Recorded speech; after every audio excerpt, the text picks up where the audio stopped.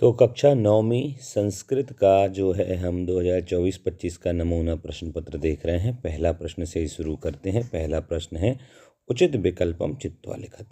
इसमें यथाधन इक्षम अंत में आ और ई है प्रारंभ में, तो ये संधि बनती है गुण संधि। यथेच्छम बनेगा। पौधन अनह औ का है अंत में, तो औ केवल अयादि संधि में ही बताया गया है। इसका उत्तर हो जाएगा 4।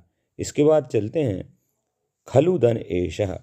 अब यहाँ पर देख रहे हैं खलु एषः ऊ की मात्रा केवल और केवल दीर्घ में होती है। अंत में दोनों तरफ ई होना चाहिए दीर्घ संधि में, तो दोनों तरफ नहीं है। इसका मतलब यहाँ पर यण संधि होगी, तो यहाँ पर बनेगा यण। फिर इति धन उक्त्वा, इत्युक्त्वा बनता है कौन सी संधि है, सॉरी, यहाँ पर इति धन उक्त्वा में यण संधि बनेगी। इति धन उक्त्वा। अब ये देखना कैसे, तो मैंने पहचान बताई थी, या के पहले का अक्षर आधा मिलेगा। मना धन हरः, तो ये प्रसिद्ध उदाहरण है विसर्ग संधि का। मनोहरः ये बन जाएगा। आप मनोहर नहीं लिखें क्योंकि विसर्ग भी लगा है। अगला वृक्षस्य उपरि संधि करना है, तो नॉर्मली कोई वृक्षोपरि कर देगा, पर नहीं, संधि में ये नहीं जाती है विभक्ति। अगर समास करने को कहा जाए तो वृक्षोपरि हो जाएगा, पर यहाँ पर संधि करने को कहा है तो वृक्षस्योपरि 1 नंबर सही होगा। इसके बाद प्रतिधन अवदत मेलन करना है, तो बिल्कुल स्पष्ट दिख रहा है प्रतिधन अवदत का जोड़ी बनेगी ए से, 1 से।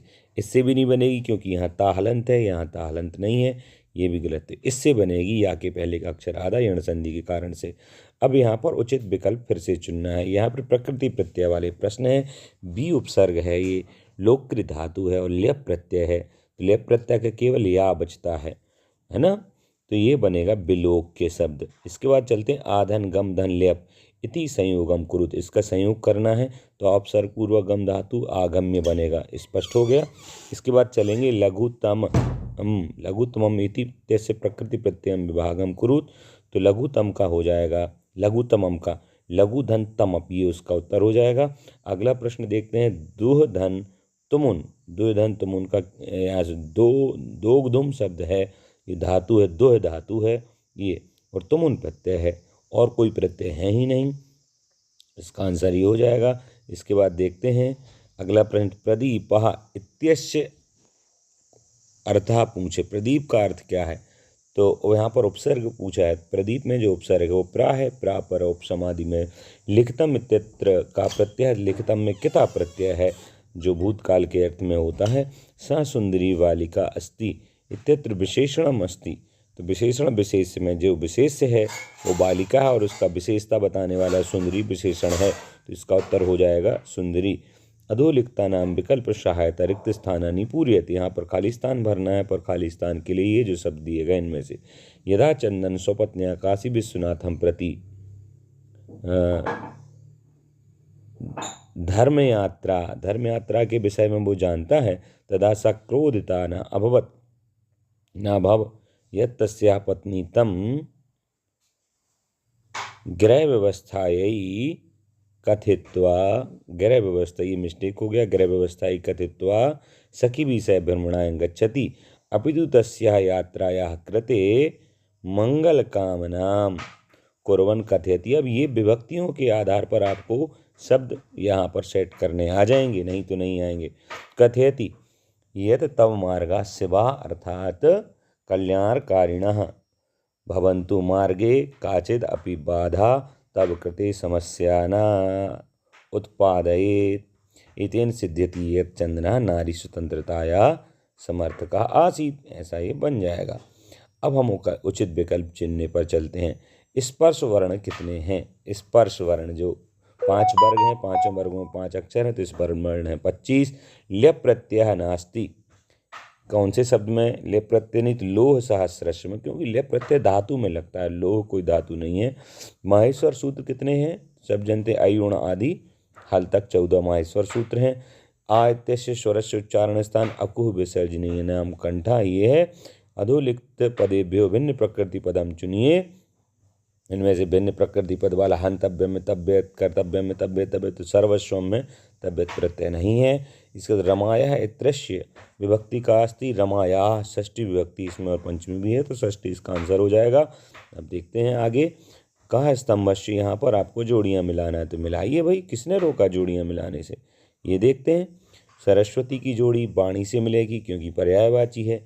दानवीर की जोड़ी, दानवीर, आप देखेंगे जीमूतवाहन नाम का ये पाठ हट गया है आपके। आस्वाद तो यह का नद्या, इससे बनेगी। तटे का पर्यायवाची है तीरे। उपसर्ग जो होते हैं वो 22, तो वायुस है ना, तत्पुरुष से एक समास है, तो ऐसी जोड़ी ये बन जाएगी। दिख गया भाई। आगे चलते हैं। एक पद में आपको उत्तर देना है, तो देखते हैं पहला प्रश्न, कभी काम संबोधयति, तो कभी वाणीम, एक पद में ही देना है, तो आप लिखेंगे वाणीम, ऐसा आधा माँ लगा करके वाणीम।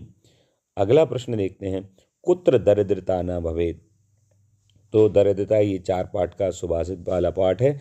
कुत्र अर्थात वचने, जब हम किसी से बोलें तो ऐसा बोलें कि बहुत प्यारा लगे उसे, उसमें दरिद्रता नहीं होनी चाहिए। कहा तंद्रालु भवेत्, जो भ्रांतों वाला पाठ है उसका ये पाठ है, तो जो बालक है वो तंद्रालु हो जाता है। इसके बाद प्रश्न पूछे, कभी कभी वाणीम किम कथयति, जो कवि है वो वाणीम, वाणी को क्या कहता है, कभी वाणी को कहता है। वही गीत की लाइन लिख दीजिए पहले, तो उत्तर हो जाएगा। निनादय, निनादय 2 नंबर के क्वेश्चन है। नवीना मय वाणी वीणा, नवीना मय वाणी वीणाम, ऐसा है, हे वाणी अपनी वीणा को निनादय बजाइए। अगला प्रश्न पूछा है, निर्धनाया वृद्धाया दुहिता कीदृशी आसीत्, निर्धन वृद्धा की दुहिता कैसी थी, तो वो थी मनोहरा विनम्रा, कितनी अच्छी थी, मनोहरा और विनम्रा। मनोहर शब्द तो वहाँ संधि में पूछा ही है, तो मनोहर का स्त्रीलिंग मनोहरा, विनम्र का स्त्रीलिंग विनम्रा, क्योंकि दुहिता यानी एक लड़की की बात है, बेटी की बात है, तो स्त्रीलिंग में ही लिखेंगे। तो निर्धनाया वृद्धाया दुहिता विनम्रा मनोहरा आसीत्। अगला प्रश्न पूछा है, मल्लिका चंदनस्य, मल्लिका और चंदन दोनों मास पर्यंतम धेनु कथम अकृतम, यहाँ पर एक शब्द धेनु सेवा शब्द आना चाहिए, प्रश्न पूरा नहीं है।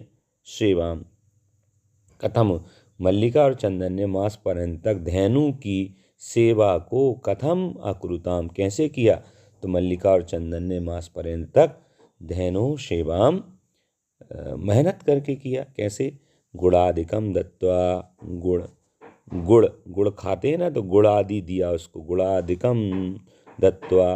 फिर और क्या किया, सींगों में तैलम लेपित्वा,